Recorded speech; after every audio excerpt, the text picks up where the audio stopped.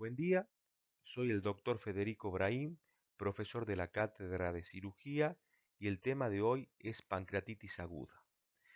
Debido a lo extenso de este tema, lo desarrollaremos en dos partes. En una primera parte hablaremos de las generalidades, diagnóstico y manejo inicial. Y en un segundo momento desarrollaremos el manejo de las complicaciones locales.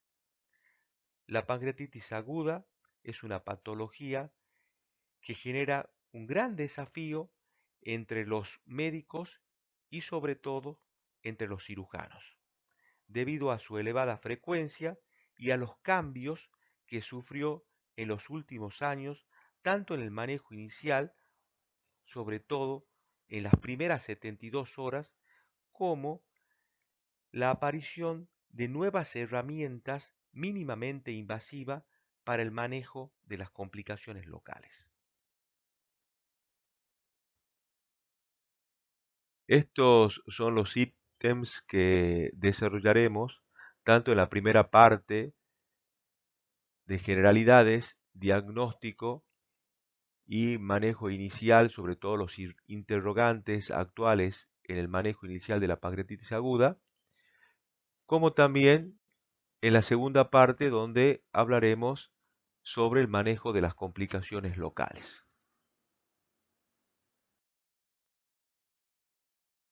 Los objetivos que trazamos para el desarrollo de esta clase son dar una definición actualizada de pancreatitis aguda, que conozcan las diferentes causas de esta enfermedad, comprender la fisiopatología, recordar los criterios diagnósticos, pronósticos y de gravedad, y destacar la importancia del manejo inicial, sobre todo en las primeras 72 horas.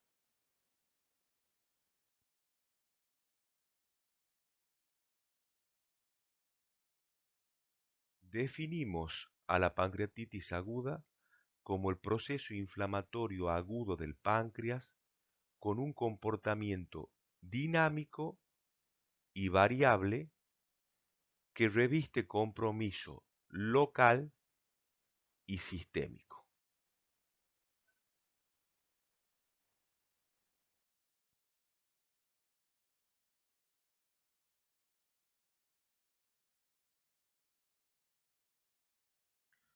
Voy a hacer una breve descripción de la historia de esta patología a través de una línea de tiempo.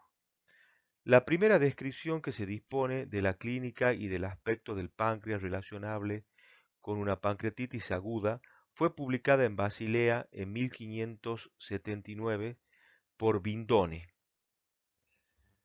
que había realizado una autopsia en un paciente alcohólico que mostraba un páncreas necrosado. En 1652, Tull, médico y anatomista holandés, publicó en su libro La clínica y los hallazgos anatómicos de un absceso pancreático que había observado en un hombre fallecido después de sufrir dolor de espalda, fiebre continua, insomnio y agitación.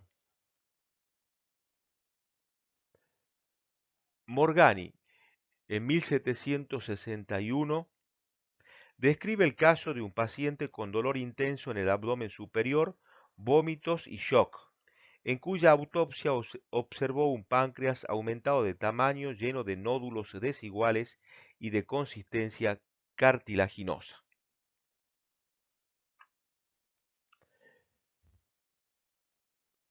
Claude Bernard, en 1850, creó el primer modelo experimental de pancreatitis aguda al inyectar bilis y aceite de oliva en el páncreas de perros.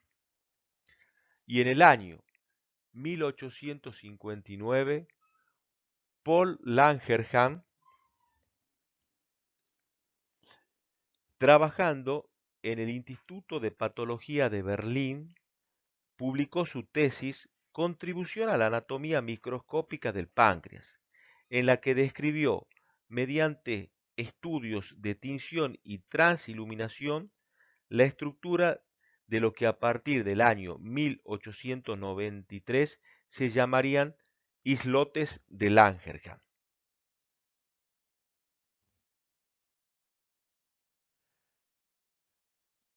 En 1870, Zen de Chicago, coincidiendo con la opinión de otros expertos de la época, de que la infección pancreática y el absceso pancreático eran consecuencia de la pancreatitis aguda. Defendió su hipótesis en una reunión de la Asociación Americana de Cirujanos, apoyándose en los trabajos experimentales de su artículo The Surgeries of the Pancreas.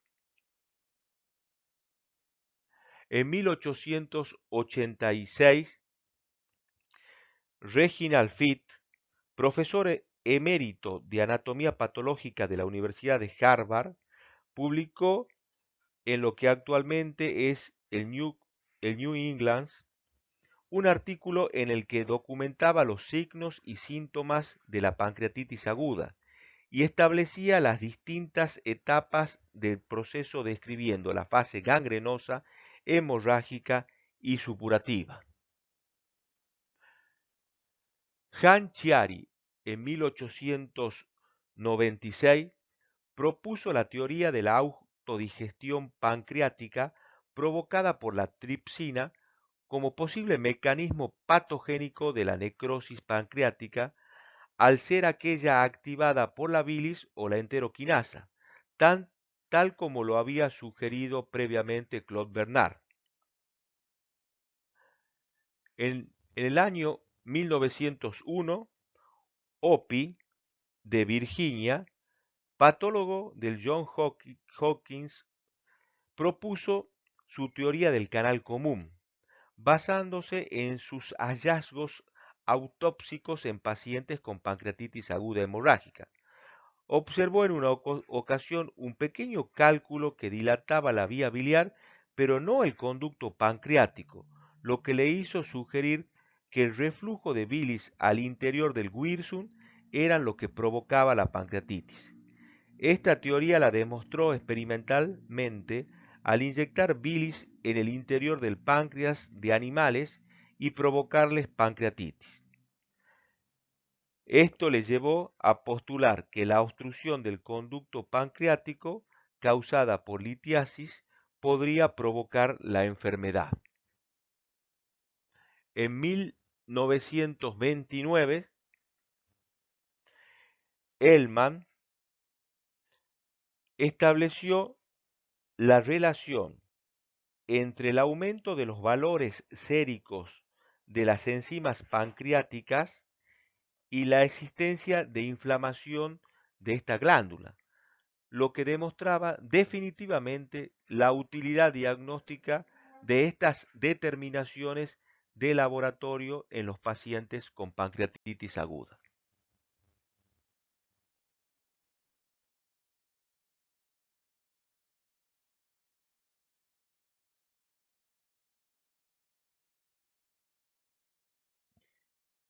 En 1916 y en 1920, respectivamente, el ginecólogo Thomas Cullen, de Ontario, Canadá, y el cirujano George Gray Turner, de Estados Unidos, describieron respectivamente la mancha periumbilical y la esquimosis de los flancos abdominales que aparecen en la pancreatitis hemorrágica.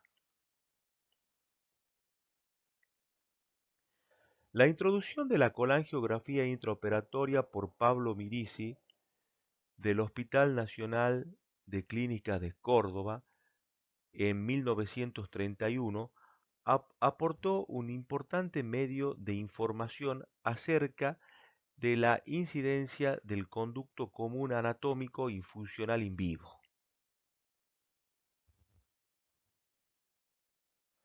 Desde la descripción clínica y anatómica de Reginald Fitt en 1889, existieron varios intentos de clasificación de las pancreatitis basados en las observaciones realizadas mediante laparotomía o autopsia, pero ninguna de ellas tuvo suficiente éxito como para perdurar, aunque fuera durante un periodo limitado.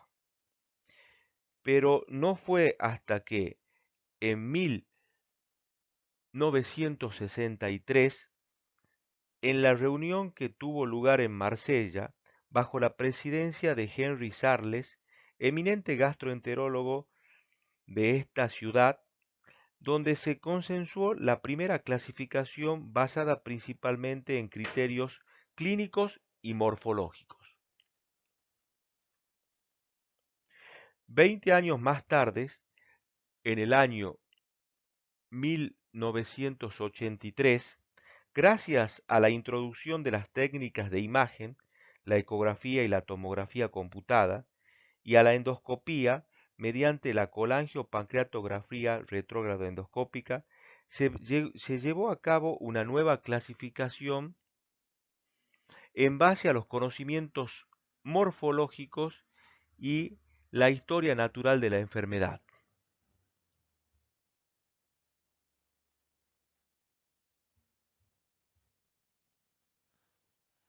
Quiero destacar el trabajo de investigación clínica que publicaron en el año 1974 los rosarinos Acosta y Ledesma, quienes demostraron que una vez desarrollada el ataque de pancreatitis, el cálculo migraba del duodeno, encontrándoselo posteriormente en el 94% de los casos en el tamizado de la materia fecal, brindando luz y claridad al origen de esta verdadera encrucijada etiopatogénica. Más tarde, al operar al paciente de su litiasis biliar, se podría comprobar que los cálculos obtenidos en las heces tenían el mismo aspecto y composición química que los encontrados en la vesícula biliar. Estas investigaciones fueron corroboradas por Oría y colaboradores del Hospital Argerich de Buenos Aires, por medio de la ecografía abdominal, al demostrar con este método la secuencia, impactación del cálculo, origen de la pancreatitis y posterior eliminación del mismo hacia la luz duodenal. En 1992 se reunieron en Atlanta un grupo de expertos con el objetivo de diseñar una nueva clasificación sobre pancreatitis. En ella se unificaron diferentes criterios referentes a la pancreatitis aguda y se consideró que existe una forma grave, necrohemorrágica, asociada a fallas orgánicas y o a la presencia de complicaciones locales como necrosis, pseudoquiste o absceso, y una forma leve, edematosa o intersticial, con mínima alteración del órgano y una repercusión sin incidentes. Se definieron en ese momento también conceptos como el de exudados, necrosis, pseudoquiste y absceso. Sin embargo, esta clasificación no estratificaba correctamente los diferentes grados de gravedad y no era suficientemente clara para la definición morfológica de las complicaciones locales.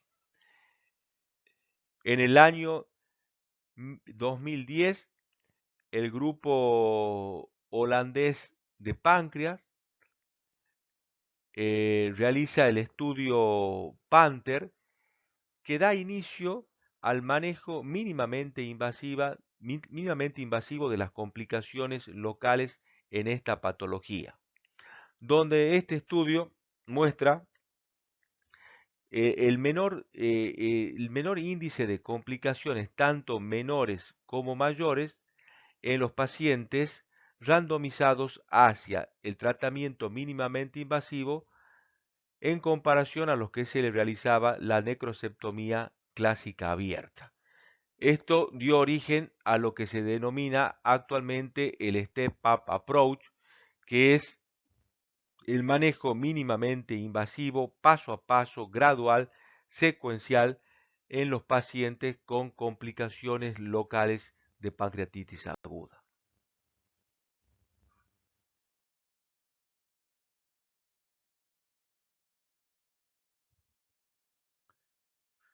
Teniendo en cuenta que los nuevos conocimientos fisiopatológicos sobre la pancreatitis aguda indican que su gravedad viene marcada por la repercusión sistémica que ocasiona fallo orgánico, especialmente si es persistente, y también por las complicaciones locales que se pueden desarrollar como colecciones líquidas o necróticas, surgieron dos nuevas clasificaciones entre el año 2002 y 2013. La clasificación de los criterios de Atlanta revisados y la clasificación basada en determinantes locales y sistémicos. También quiero decir que se realizaron entre el año 2012 y 2014 y a la espera del último resultado, el Pointer, varios trials por el grupo holandés de páncreas encabezados por Vesely, los cuales permiten eh, generar grandes cambios y conductas en el manejo de estos pacientes con pancreatitis aguda.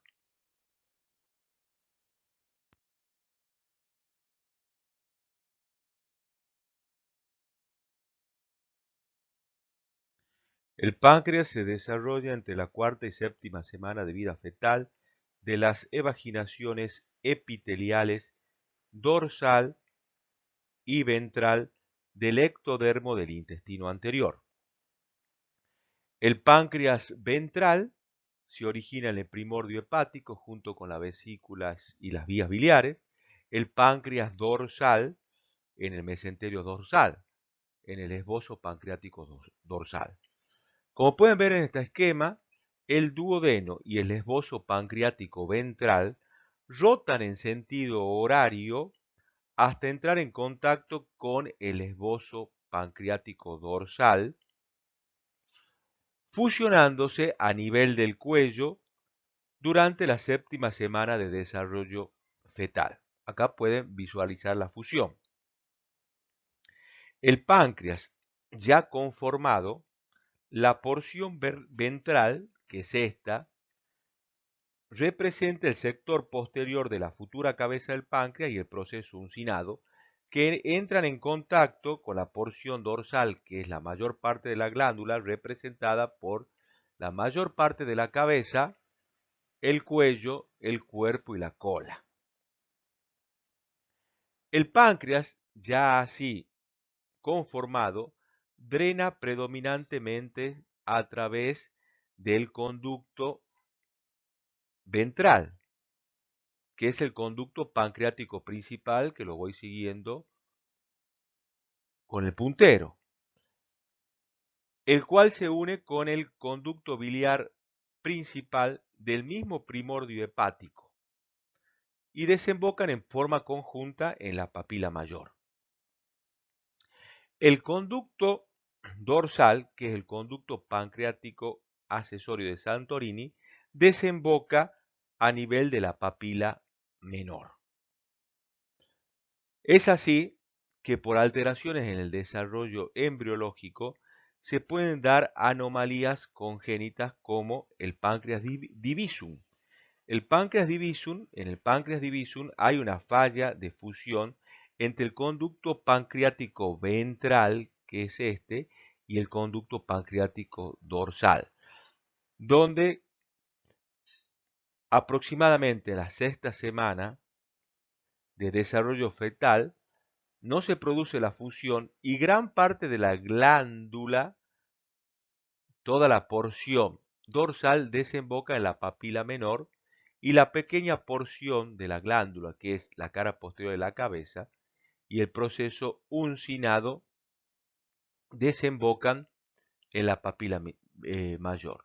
En páncreas divisum lo nombramos acá porque puede ser también dar cuadros por esta alteración a nivel de la desembocadura de los conductos de cuadros de pancreatitis aguda.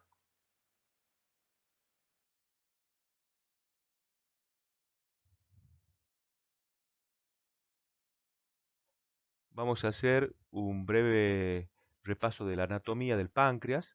está localizado en el retroperitoneo, tiene 4 porciones, la cabeza en íntima relación con el duodeno, el cuello, el cuerpo y la cola en relación con el vaso. Representa la cara anterior del páncreas, la cara posterior de la transcavidad de los epiplones, en relación con la cara posterior del estómago, que acá ustedes lo pueden ver rebatido. También está relacionado con el colon transverso,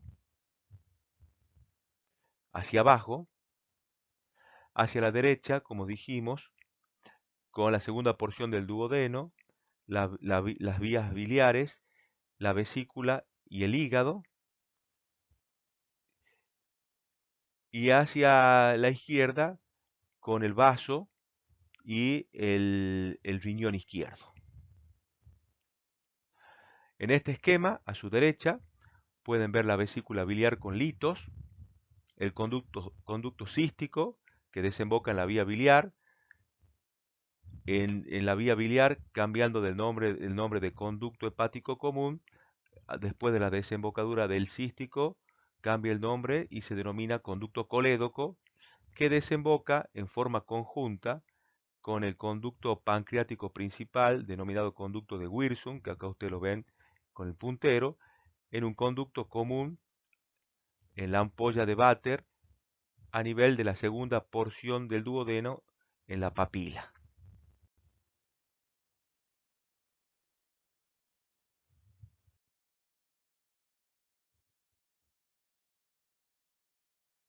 También es importante que conozcan la anatomía canalicular, sobre todo a nivel de esta zona, donde ustedes pueden ver el esfínter común, denominado esfínter de Oddi, que es una compleja estructura con dos porciones fundamentales, que son parcialmente independientes. La biliar, con el esfínter colédoco, y la pancreática, con el esfínter pancreático. Alteraciones en el flujo a través de la ampolla, esta es la ampolla de Vater, por lo general de origen funcional y excepcionalmente orgánicas, después, por ejemplo, de la exploración de la vía biliar, de una exploración instrumental, o por un trauma producido, como vieron en la imagen anteriormente del esquema, por el paso de un cálculo a través del colédoco hacia la papila. Este trauma puede dar origen a cambios que generen una dificultad en el paso de bilis desde el colédoco hacia la segunda porción del duodeno, generando así lo que llamamos reflujo biliar desde el colédoco hacia el conducto pancreático principal o conducto de Wirsung, siendo causa de pancreatitis. En la imagen de la derecha pueden ver lo que denominamos una colangiografía, lo que llamamos nosotros una colangiografía intraoperatoria, también denominada mirisigrafía, en honor a el que realizó la primera colangiografía intraoperatoria en el mundo, el doctor Pablo Mirisi, como ya hablamos anteriormente en historia. Este es un estudio que lo realizamos habitualmente nosotros en quirófano.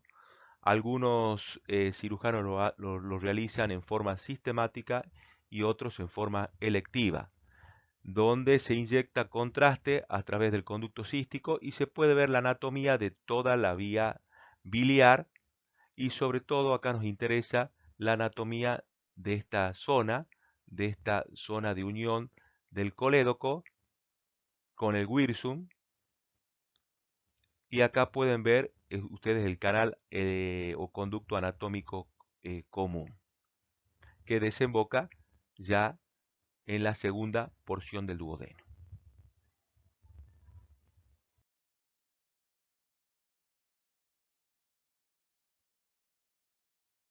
La pancreatitis aguda es una causa frecuente de internación de origen digestivo en el mundo.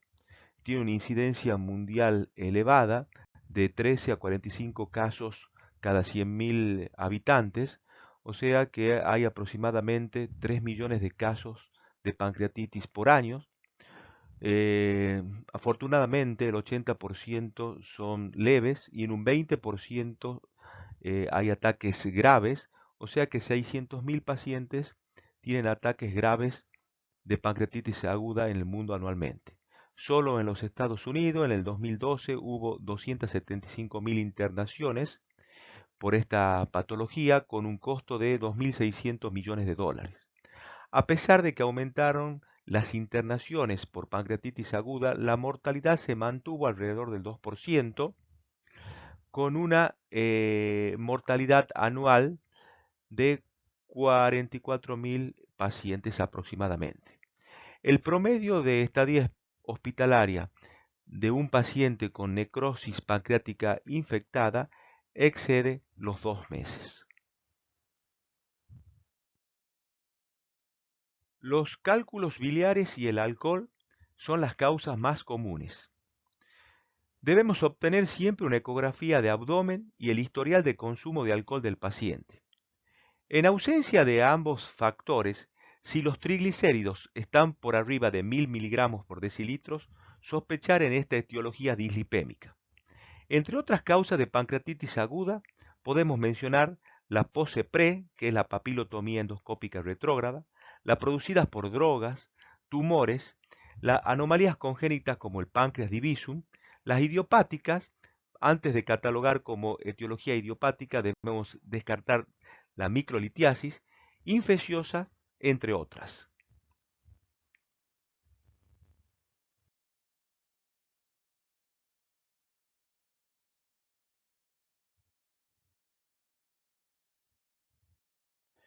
La unidad funcional pancreática está compuesta por las células acinares, células centroacinares y células ductales. Acá pueden ver ustedes la luz acinar y los conductillos. Dependiendo de la etiología, la patogenia en la pancreatitis aguda está determinada por obstrucción o por lesión directa de las células acinares.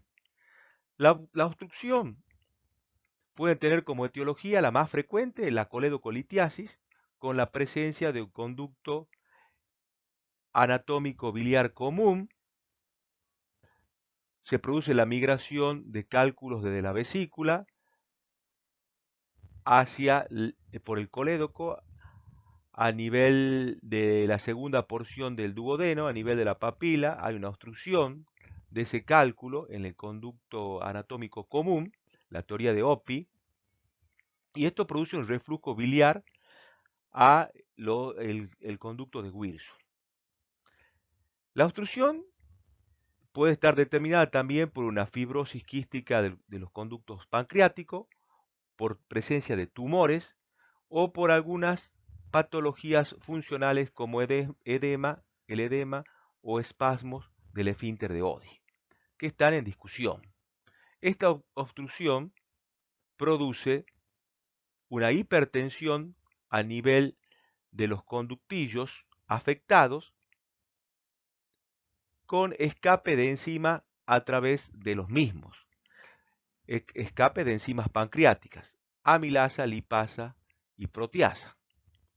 La otra etiología, como dije, está determinada por la lesión directa de la célula acinar, que como causa puede tener factores o fenómenos exógenos, como el consumo de alcohol, virus, drogas y traumatismos directos, o endógenos, etiologías endógenas, como la hipercalcemia o hiperlipemia. Esta lesión directa de la célula acinar produce liberación de enzimas pancreáticas desde las células afectadas, que son las células acinares lesionadas, y estas enzimas que se liberan son la amilasa, la lipasa y la proteasa. La amilasa, el aumento de la amilasa, nos sirve como una prueba diagnóstica de pancreatitis aguda, una prueba sanguínea diagnóstica de pancreatitis aguda. La liberación de lipasa y proteasas producen destrucción de los tejidos. La lipasa, destrucción y necrosis grasa, responsable de los fenómenos locales en la pancreatitis aguda, y la proteasa, destrucción tisular y sobre todo destrucción vascular con la liberación de factores proinflamatorios por la destrucción vascular y responsable de los fenómenos sistémicos de la pancreatitis aguda.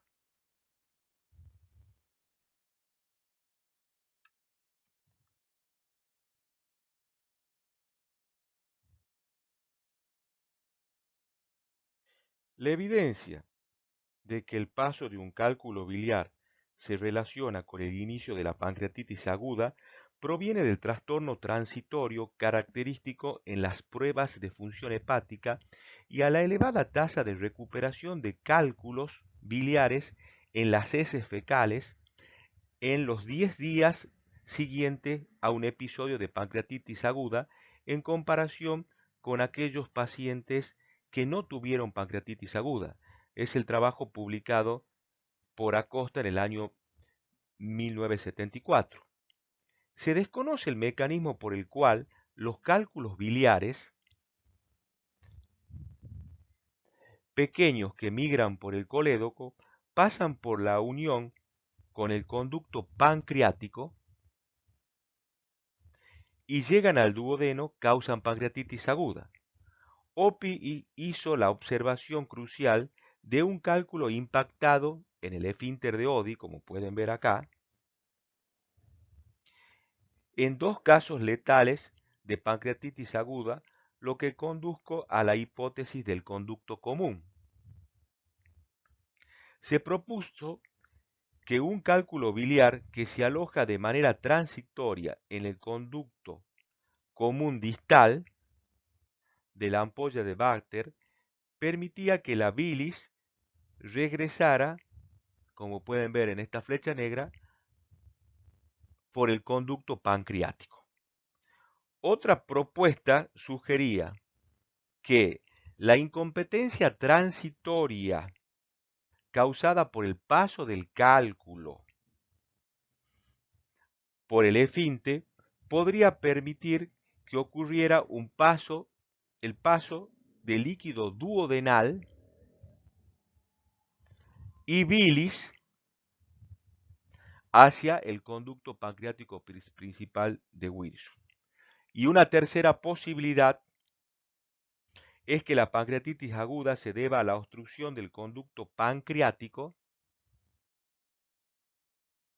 por el cálculo biliar, lo que causaría hipertensión ductal al nivel del Wilson. La microlitiasis, en resumen podemos decir que la microlitiasis y la presencia de un canal biliopancreático común favorecen la aparición de pancreatitis aguda de origen biliar.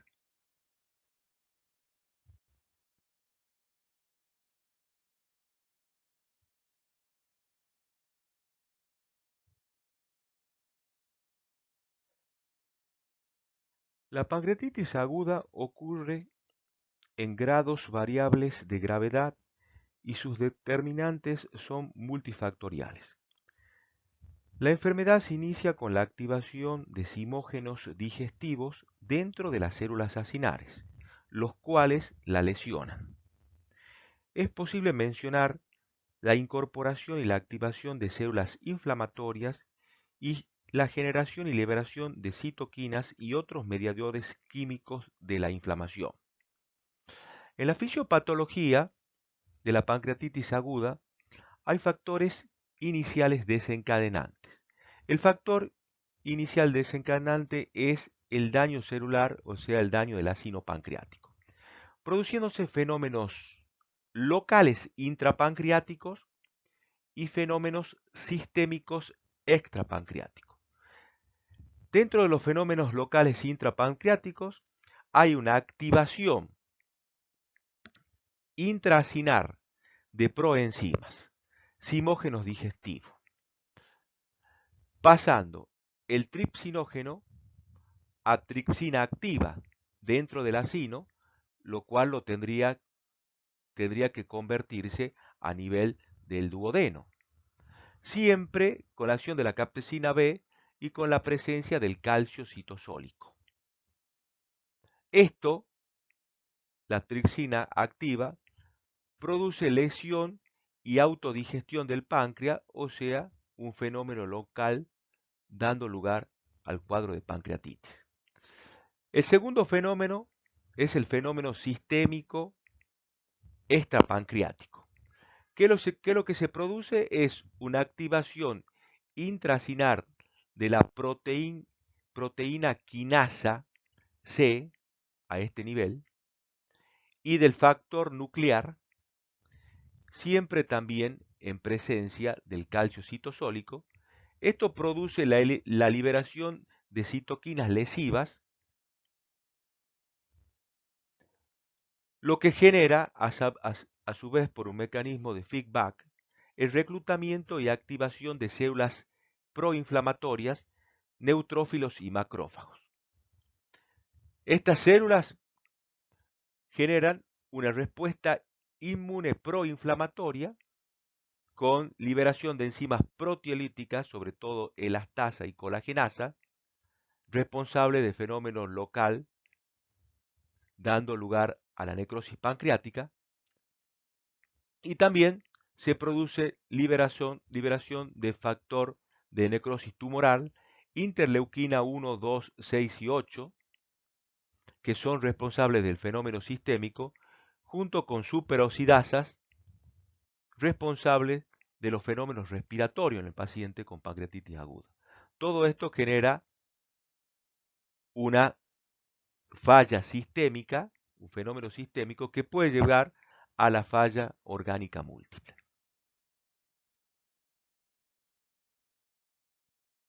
Si bien en inglés para hablar de gravedad se utiliza la palabra severity, en español, si bien las palabras son parecidas, debemos evitar usar severidad como sinónimo de gravedad. Por lo tanto, en el desarrollo de esta clase, utilizaremos la palabra grave aplicado a una enfermedad, en este caso la pancreatitis, una enfermedad potencialmente mortal o que puede tener importantes complicaciones o secuelas. Y la palabra gravedad, que es una cualidad del paciente grave.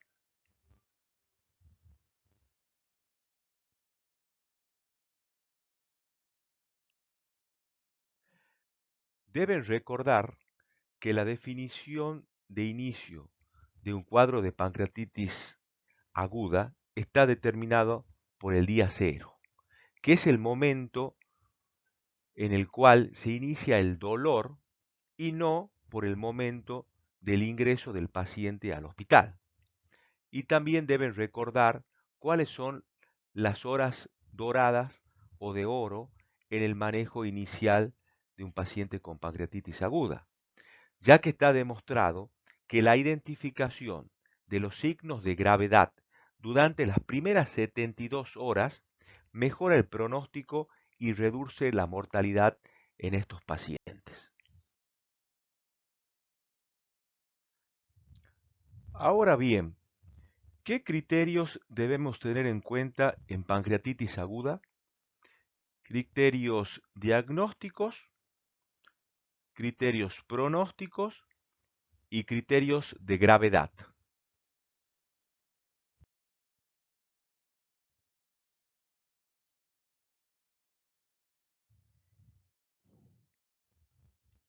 El diagnóstico de pancreatitis aguda requiere al menos dos de los siguientes tres criterios: dolor abdominal característico, amilasa y olipasa plasmáticas 3 veces su valor de referencia máxima, y o la evidencia imagenológica de pancreatitis aguda.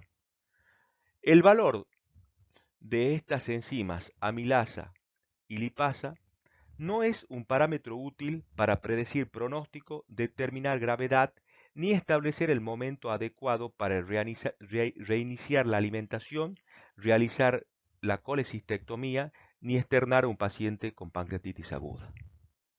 La ecografía abdominal la debemos realizar de inicio y la tomografía computada dinámica, así como la resonancia magnética nuclear, usualmente no son necesarias para establecer el diagnóstico de pancreatitis aguda y tienen un rol especialmente en los escenarios que nos planteen duda diagnóstica.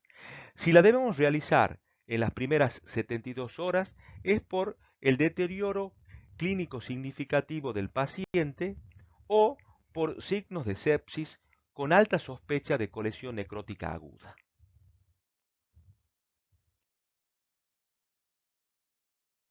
¿Qué análisis bioquímicos de laboratorios debemos solicitar? El valor de corte de lipasa y amilasa en un paciente con pancreatitis aguda es 3 veces el valor del límite normal. Esto representa el gol estándar para el diagnóstico en pancreatitis aguda. La proteína C reactiva igual o mayor a 150 miligramos por litro. Al tercer día puede usarse como factor pronóstico de pancreatitis aguda grave. La procalcitonina es el test de laboratorio más sensible para la detección de infección pancreática.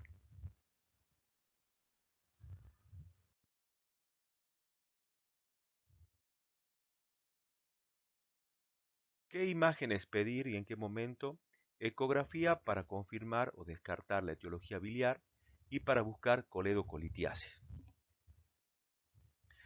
Acá pueden ver a su izquierda una ecografía de un paciente con una vesícula de paredes engrosadas y con dos cálculos a nivel del bacinete. A su derecha, una ecografía donde pueden visualizar el páncreas aumentado de tamaño, heterogéneo, con una imagen anecoica peripancreática compatible con una colección líquida. Tomografía axial contrastada y resonancia magnética nuclear inicial solo si se duda del diagnóstico de pancreatitis aguda o si el paciente no mejora en las primeras 72 horas. Se debe repetir según la evolución clínica del mismo. A su izquierda pueden ver una tomografía axial donde se visualiza un cálculo a nivel de la vesícula con un páncreas aumentado en forma difusa de tamaño, con un aumento de la densidad de los tejidos grasos peripancreáticas y colecciones laminares que se extienden hacia la fascia pararrenal izquierda anterior. También se pueden ver colecciones peripancreáticas, sobre todo a nivel de la porción cefálica. A su derecha, una resonancia donde se pueden visualizar los cambios inflamatorios en el cuerpo y en la cola del páncreas con la presencia de colecciones peripancreáticas. La colangioresonancia y la ecoendoscopía para buscar cálculos ocultos en la vía biliar, sobre todo cuando hay sospecha de microlitiasis. A su izquierda pueden ver una colangioresonancia con una vía biliar dilatada, con una imagen de stop a nivel del tercio distal del colédoco. Y a su derecha, una ecoendoscopía donde pueden ver un cálculo en el tercio distal del colédoco que da sombra sónica posterior.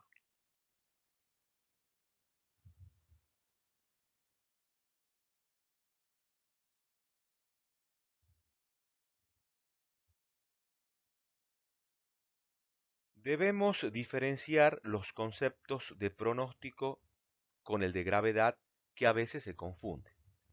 Pronóstico son factores que predicen la aparición de un determinado evento de pancreatitis aguda, de un evento futuro, de un evento de pancreatitis aguda que puede ser leve o potencialmente grave. Utilizamos diferentes scores pronóstico que nos permiten predecir el futuro del paciente. Gravedad es la presencia de un evento de pancreatitis aguda que determina la intensidad del ataque. Ya estamos en el presente, ya el paciente está categorizado con un cuadro de pancreatitis aguda que puede ser leve, moderada o grave.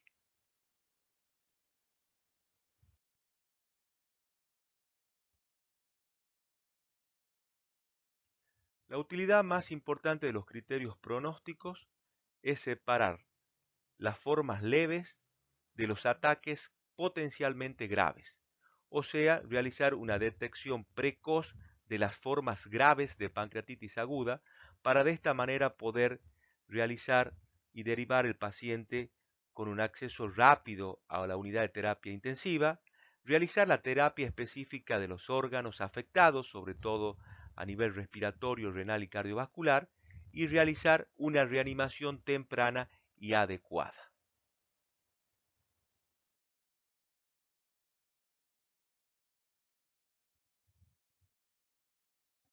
Ahora bien, ¿cuál es el valor de los criterios pronósticos?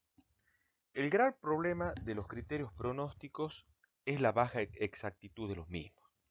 La mayoría tienen un buen valor predictivo negativo, es decir, cuando pronostican cuadros leves, generalmente son leves, pero un bajo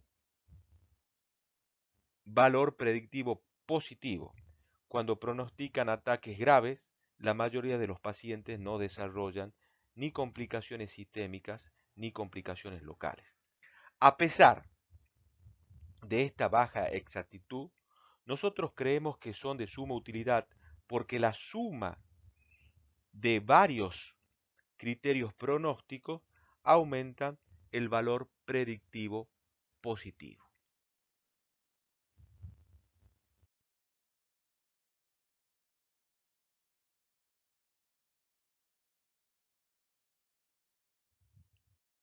Creemos que al ingreso de un paciente con diagnóstico de pancreatitis aguda se debe utilizar el criterio pronóstico de BISAT, que es el índice de severidad en pancreatitis aguda, que es específico para pancreatitis aguda y que dentro del mismo incluye al CIRS. Es sencillo, ya que está compuesto por solo 5 variables y de fácil reproducción. Se considera a un paciente con pancreatitis aguda grave si tiene un puntaje BISAT más de 3.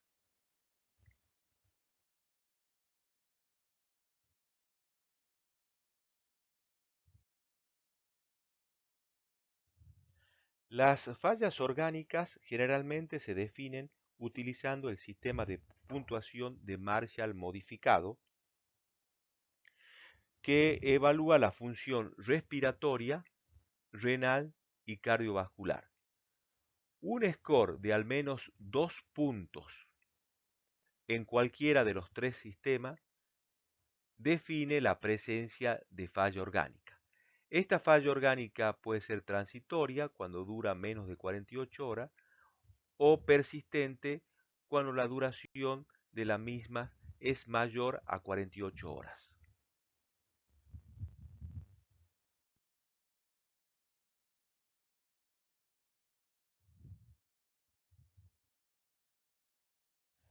Para evaluar la presencia de complicaciones locales, se debe usar el índice de severidad tomográfico, que es un score morfológico que incluye dos variables, una variable de inflamación pancreática y la otra de la presencia o no de necrosis pancreática. A mayor puntaje, mayor es el riesgo de complicaciones y muerte.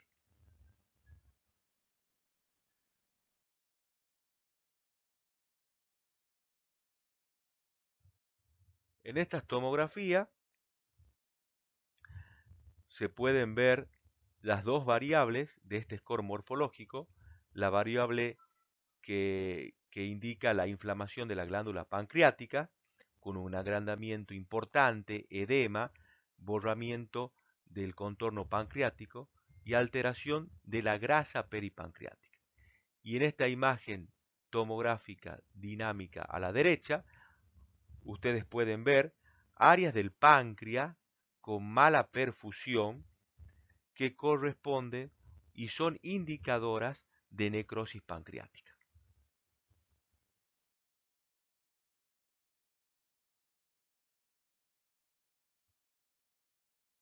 Basado en la evidencia científica, podemos decir que dentro de los factores predictivos y o pronósticos, que ninguno es gol estándar, quizás los más útiles son el BISAT, por su simpleza y capacidad para predecir gravedad, falla orgánica y mortalidad, y el Apache 2.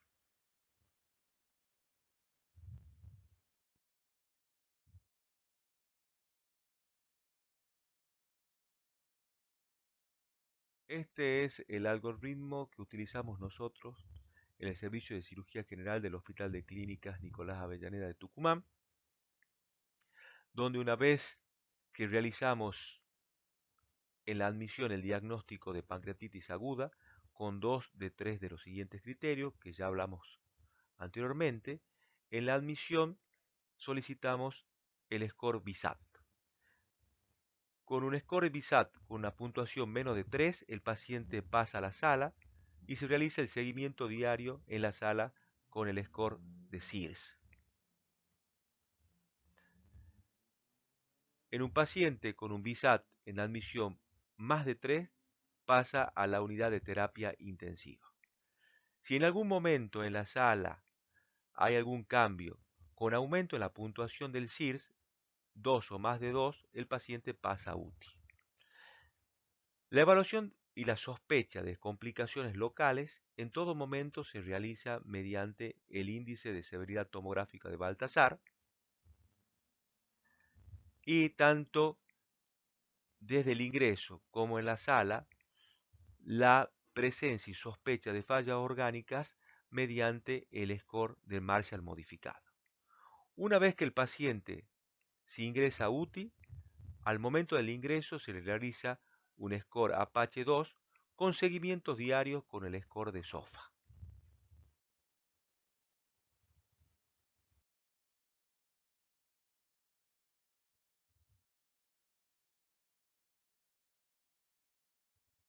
Los criterios de gravedad sirven para categorizar a los pacientes. En la actualidad existen 2 clasificaciones con criterios de gravedad. Aquí ya no se está pronosticando, sino ya estamos categorizando al paciente. Estas clasificaciones son la clasificación revisada de Atlanta del 2012, con 4 niveles de gravedad: leve, moderadamente grave y grave, y la clasificación basada en determinantes sistémicos y locales, con 4 niveles de gravedad: leve, moderada, grave y crítica. Los factores más importantes que marcan la gravedad en estos pacientes son la disfunción multiorgánica, que puede ser transitoria o persistente, y la presencia de necrosis pancreática, que puede ser estéril o puede estar infectada.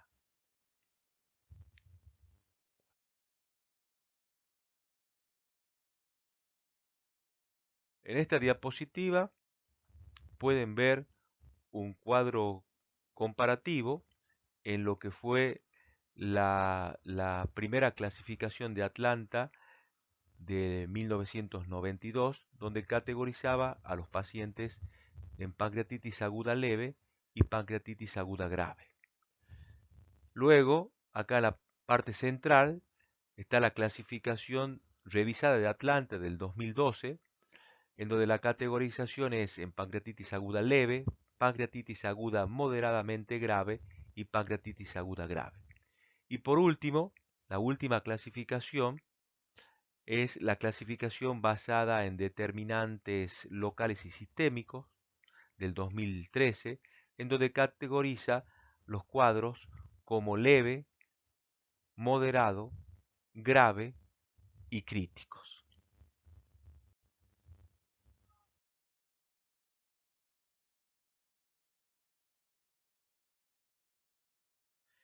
En general, en la práctica actual, para determinar la gravedad del ataque, nos basamos en los criterios de la clasificación revisada de Atlanta del 2012, con 3 niveles de ataque.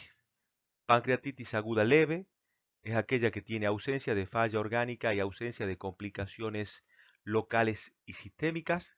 Pancreatitis aguda moderadamente grave, que tiene fallas orgánicas pero transitorias, o sea que duran menos de 48 horas, y o, una de las dos cosas, complicaciones locales y sistémicas en ausencia de falla orgánica. Y la pancreatitis aguda grave es cuando hay una persistencia de la falla orgánica con una duración mayor a 48 horas.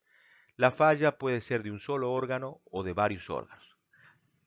La pancreatitis aguda grave tiene una mortalidad cercana al 50%. Debemos evaluar la gravedad a las 24 y 48 horas y a los 7 días.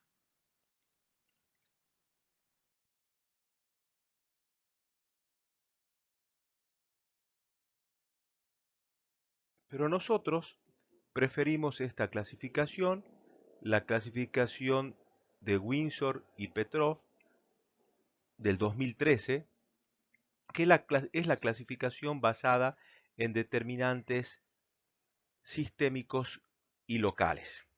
Preferimos esta clasificación porque nos parece más completa, ya que diferencia la presencia de necrosis pancreática, si ésta es estéril o es infectada, y la presencia o no de fallas orgánicas, y cuando ésta está presente, si ésta es transitoria o persistente. El ataque lo clasifica en 4 niveles. Pancreatitis aguda leve, que tiene una mortalidad muy baja, cercana al 1%, es aquella que no tiene necrosis, sin necrosis y sin falla de órganos. Pancreatitis aguda moderada, con una mortalidad cercana al 4%, es aquella que tiene necrosis pancreática y o peripancreática y o, una de las dos cosas, fallo de órganos. Pancreatitis aguda grave, que tiene una mortalidad cercana al 11%, es la que tiene necrosis pancreática infectada ya o fallo de órgano persistente, una de las dos cosas. Y por último, la pancreatitis aguda crítica, con una mortalidad cercana al 43%, es la que tiene la presencia de las máximas complicaciones locales y sistémicas. Es la que tiene necrosis pancreática y o peripancreática ya infectada y en el mismo paciente la presencia de fallas de órganos persistentes.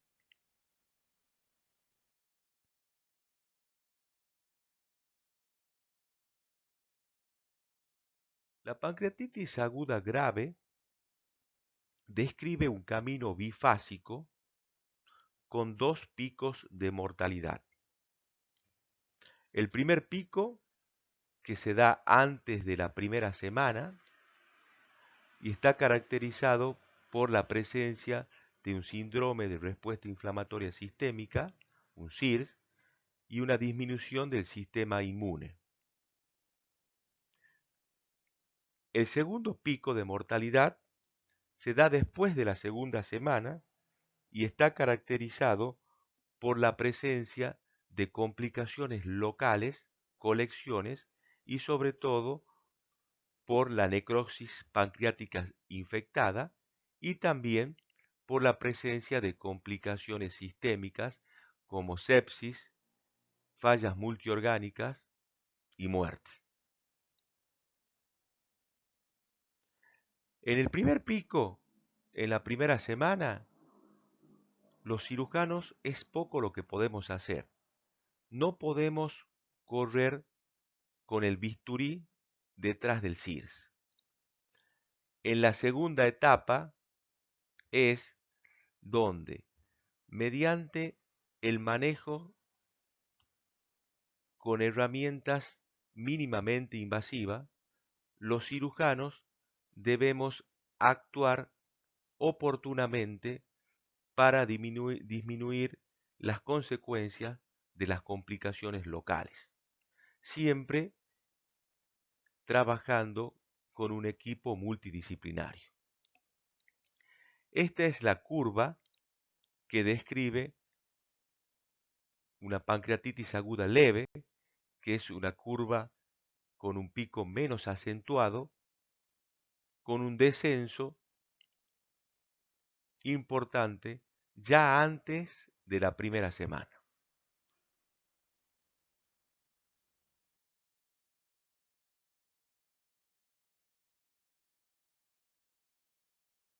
Afortunadamente, el 80% de los ataques de pancreatitis agudas son leves.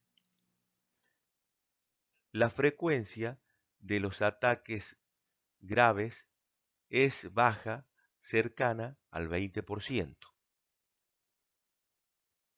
Estos ataques graves tienen una mortalidad aproximada del 40%.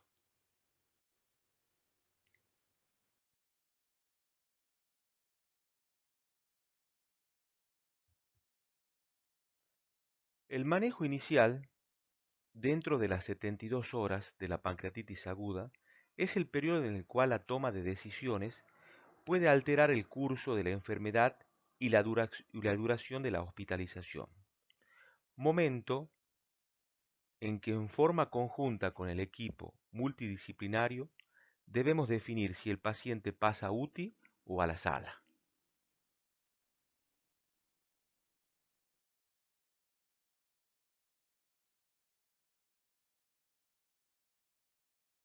¿Cuáles son los interrogantes actuales en el manejo inicial en pancreatitis aguda? La primera pregunta que surge es ¿cómo hidratar al paciente?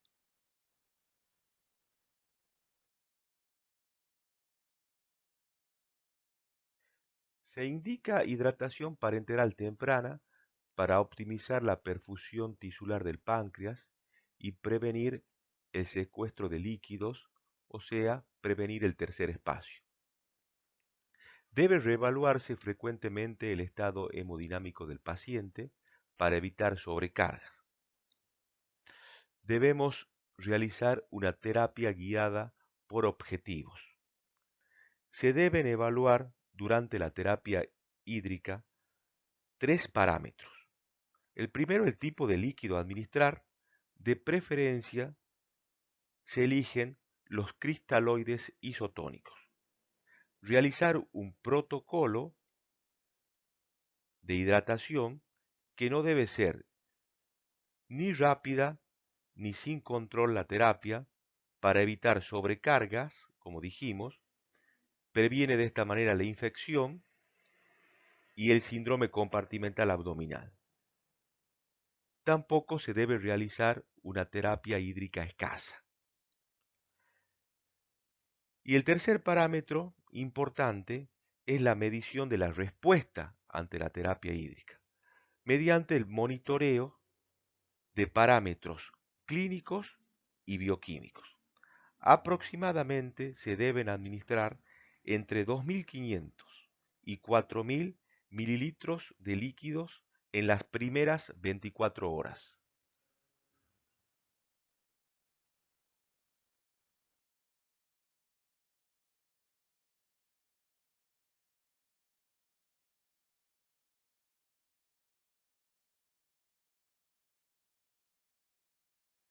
En relación al soporte nutricional, durante mucho tiempo se pensó que el reposo intestinal, o sea, nada por boca, era el mejor tratamiento para de esta manera no generar una reactivación pancreática. Sin embargo, hoy se sabe que la estimulación intestinal temprana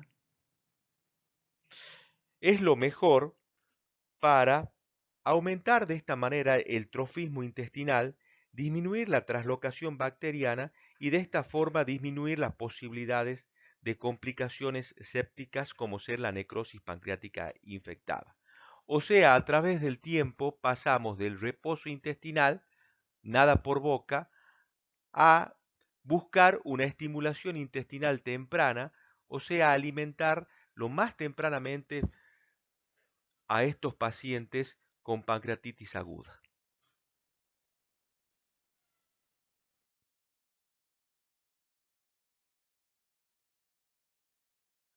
Basado en la evidencia científica, se recomienda la nutrición enteral para prevenir falla intestinal y complicaciones infecciosas.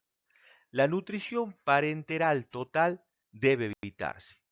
Puede utilizarse con seguridad la alimentación por sonda nasoyeyunal o nasogástrica.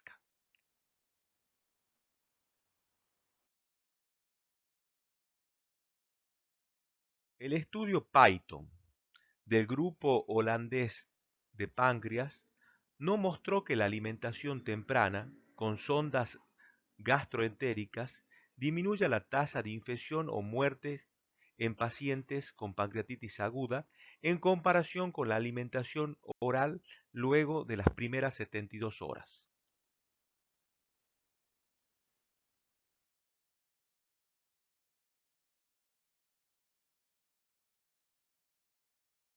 ¿Se debe dar antibióticos en forma profiláctica? Basados en la evidencia científica, la profilaxis antibiótica no se asocia con una disminución significativa en mortalidad o morbilidad. No se recomienda la profilaxis antibiótica de rutina.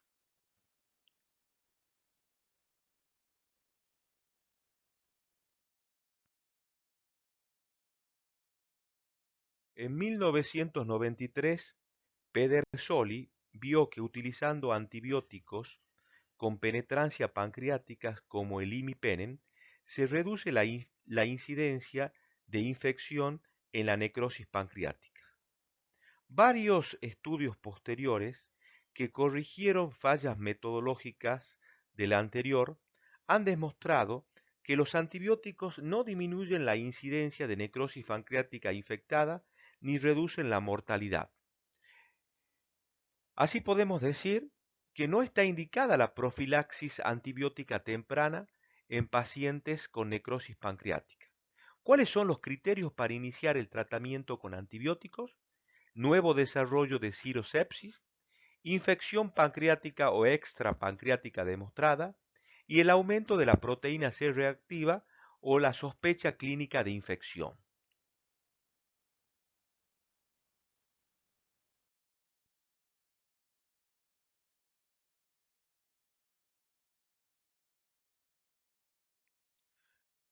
¿Cómo manejar el dolor en un paciente con pancreatitis aguda?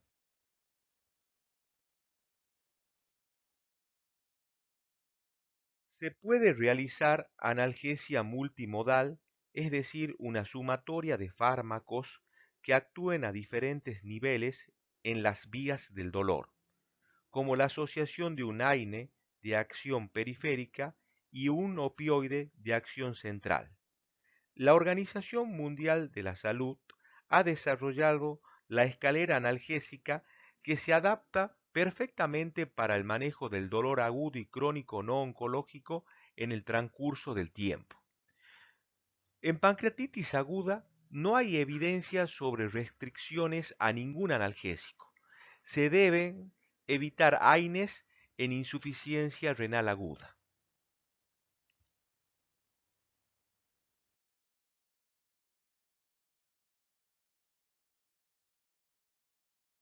¿Cuál es la utilidad de los inmunomoduladores en pancreatitis aguda?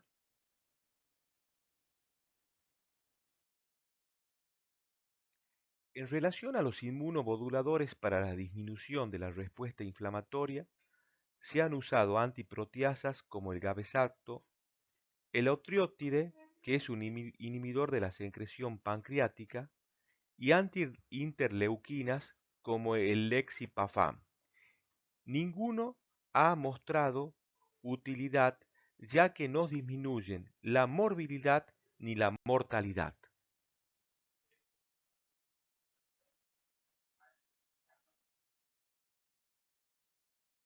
En la pancreatitis aguda grave, la colecistectomía debe diferirse hasta la resolución del cuadro inflamatorio local y sistémico. En pancreatitis aguda leve, se recomienda la colecistectomía laparoscópica durante la internación previo al alta del paciente.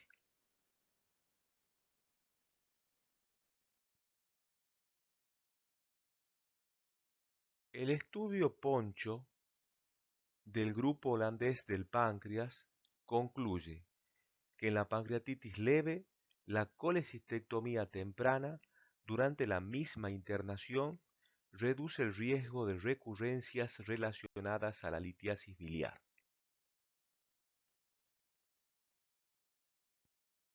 ¿Cuándo deben sospechar litiasis coledociana asociada a pancreatitis aguda? En pacientes mayores de 55 años con antecedentes de ictericia con pruebas de función hepática alterada por la colestasis, cuando hay una dilatación ecográfica del colédoco de más de 6 milímetros y ante la presencia de litiasis coledociana detectada por ecografía o por colangioresonancia. Acá pueden ver en esta ecografía un cálculo en el tercio distal del colédoco que corresponde a esta colangioresonancia con una dilatación del colédoco y un stop correspondiente al cálculo.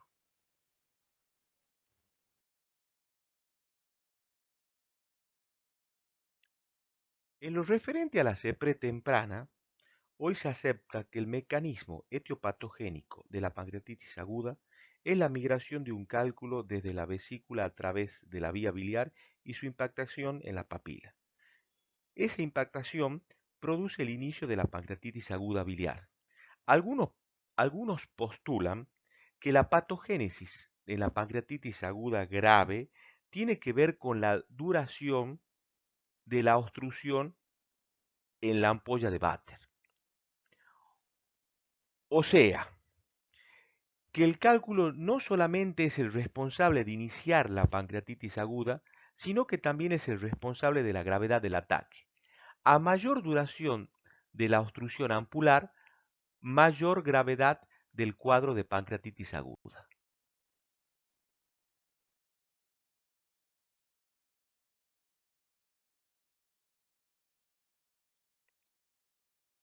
La base racional de la intervención endoscópica temprana, la CEPRE temprana, es la liberación temprana de la obstrucción biliopancreática. Esto evitaría que se pase de un cuadro leve de pancreatitis aguda a un cuadro grave. Para probar esta hipótesis, se desarrollaron varios estudios prospectivos randomizados realizando CEPRE temprana versus tratamiento conservador. Y los más importantes que se publicaron en el mundo fueron el de Neptolemos en Inglaterra, el de Fan en Hong Kong, el multicéntrico de Alemania y el de Oria del Hospital Argerich de Buenos Aires. Todos estos estudios concluyeron que el tratamiento endoscópico sistemático temprano no reduce la morbilidad ni la mortalidad en pacientes con pancreatitis aguda biliar.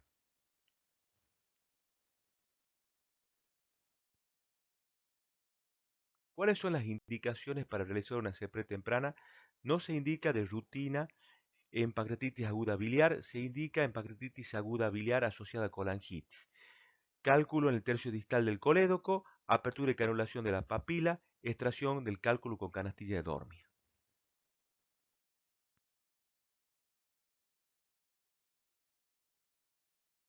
Como resumen de esta clase, podemos decir que en el manejo inicial está probado que sirve la reanimación precoz y adecuada, el soporte nutricional temprano y la colecistectomía temprana. Y está probado que no sirve la antibiótico-terapia profiláctica, el uso de inmunomoduladores y la endoscopía precoz, con un nuevo paradigma en el manejo inicial. Menos es más.